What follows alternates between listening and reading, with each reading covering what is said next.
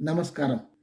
అయోధ్యలో పూర్తి కాని రామాలయంలో రాముడికి ప్రాణప్రతిష్ఠ చేస్తూ ఉన్నారు.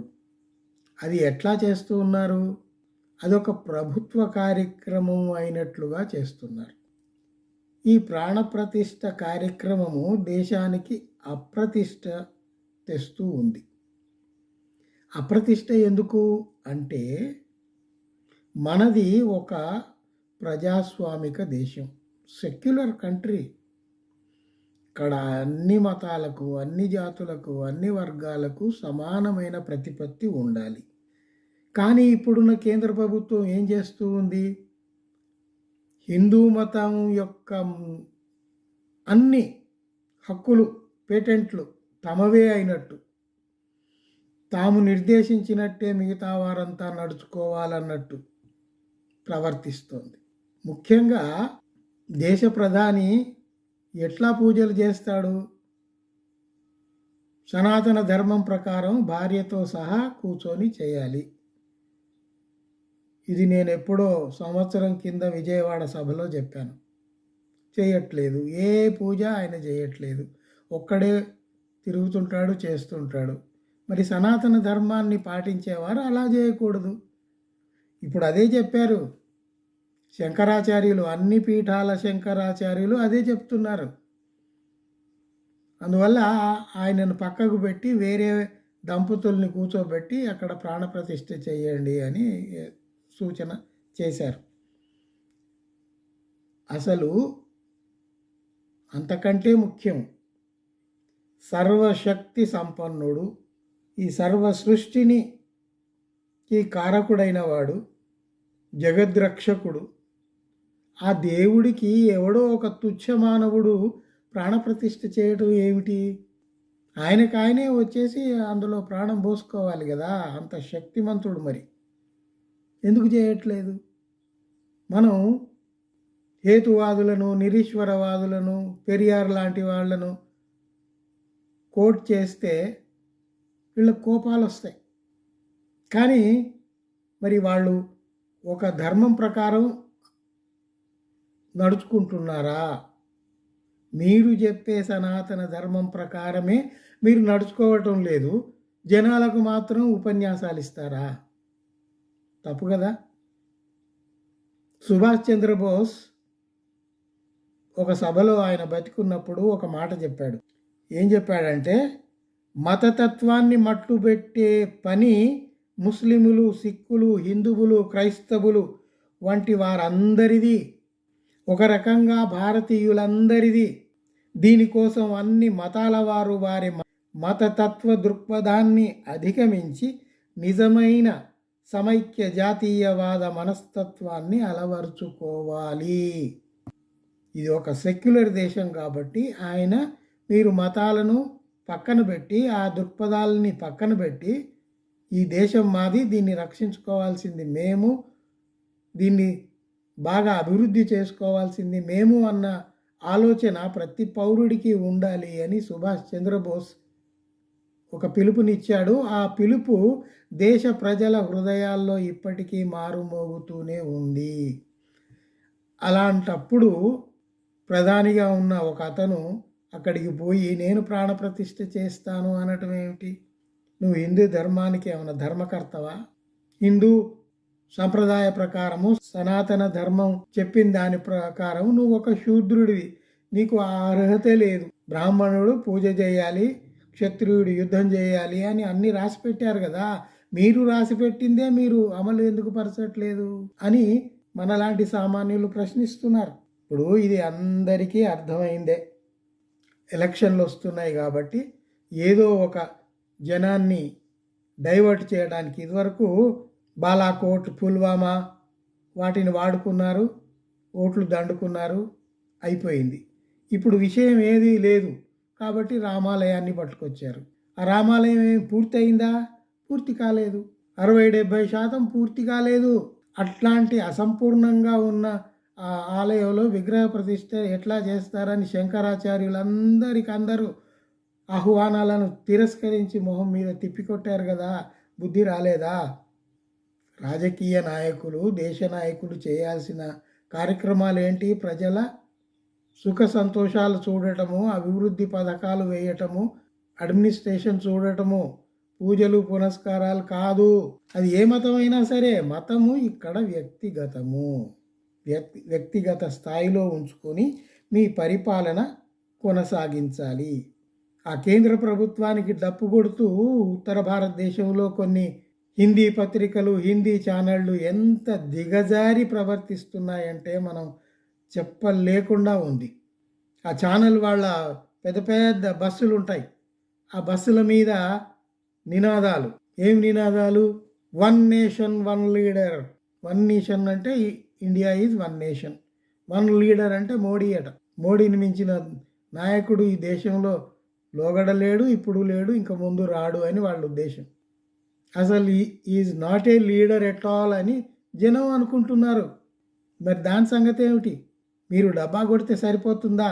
ఇంకో ఛానల్ వాడు వాళ్ళ ఛానల్ బస్సు మీద రాసుకుంటాడు, మందిర్ వహీ బనాయేగా, మందిర్ వహీ బనాయా హై. అంటే మందిరం మేము అక్కడే కట్టాము. అంటే కోర్టు ఆర్డర్ ఉన్నా కూడా మేము ధిక్కరించి అక్కడే దేవాలయం కట్టాము అని బాహాటంగా చెప్పుకొని తిరగటం అన్నమాట. అసలు మనలాంటి వాడికి ఒక చిన్న ఆలోచన. బాబ్రీ మసీదు అద్వానీ రథయాత్ర చేశాడు, దేశమంతా తిరిగాడు, ఆ బాబ్రీ మసీదు కూలగొట్టించాడు. దాని ఫలితం అనుభవిస్తున్నాడు. పార్టీలోనే అతడి మొహం ఎవడు చూడట్లేదు ఇప్పుడు. సరే, అది వేరే విషయం. మళ్ళీ ఇప్పుడు బాబ్రీ మసీదు ఎందుకు కూలగొట్టారు? ఇక్కడ రామాలయం ఉంది అని కూలగొట్టారు కదా. ఆ రామాలయం అన్ని తవ్వితే బయటపడ్డాయని బౌద్ధ శిల్పాలు, బౌద్ధానికి సంబంధించిన స్తంభాలు, స్తూపాలు. Archaeology department చెప్పినవే.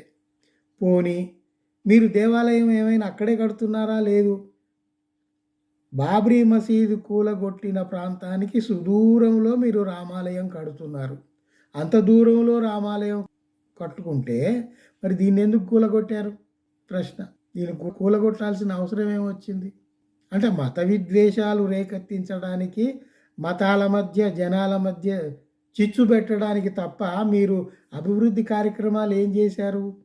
ఏమీ లేదు. Zero, a big zero. సరే, ఇంకో ఆయన ఏమంటాడు? ఒక హిందీ ఛానల్ ఆయన, రామ్ ఆయేంగే, రామ్ ఆయేంగే, రామ్ అట వస్తాడట. శతాబ్దాల నుండి రాలేదు. అద్వానీ రథయాత్ర చేసినప్పటి నుంచి రాలేదు, ఇప్పుడు వస్తాడా? ఇంకొకడు అంటాడు, ఇంకో ఛానల్ వాడు, శ్రీరామోత్సవ్, శ్రీరామోత్సవ్ అని ఒక పెద్ద వేడుకనే చేశాడు. దానికి ఉత్తరప్రదేశ్ ముఖ్యమంత్రి వెళ్ళి దాంట్లో పార్టిసిపేట్ చేసి విజయోత్సవాలు చేసుకున్నారు. ఏంటి వెర్రి వాళ్ళ ప్రవర్తనలాగా ఉంది ఇదంతా. ఇంకా చూడండి, కరోనా వచ్చినప్పుడు పళ్ళాలు తీసుకొని గంటలతో కొట్టండి, చప్పట్లు కొట్టండి, కరోనా పారిపోతుంది అని ఈ ప్రధాని పిలుపునిచ్చాడు దేశ ప్రజలకు. అట్లాంటిదే ఇప్పుడట 22 నాడు రామజ్యోతులు వెలిగించండి, ఇంటింటా రామజ్యోతులు వెలిగించాలట. ఎందుకు? రామజ్యోతి ఏంది? అసలు రామజ్యోతి అనేది ఎక్కడా లేదే. మీరు పుట్టిస్తారా? మీరు మార్చుకోండి. బీజేపీ అంటే షార్ట్ ఫామ్ ఏమిటి? మీరు మార్చుకున్నారు. బి అంటే భారతీయ కాదు, ఇప్పుడు బాయిస్. బి అంటే బాయిస్ అంటే 22వ తారీఖు. జే అంటే జనవరి.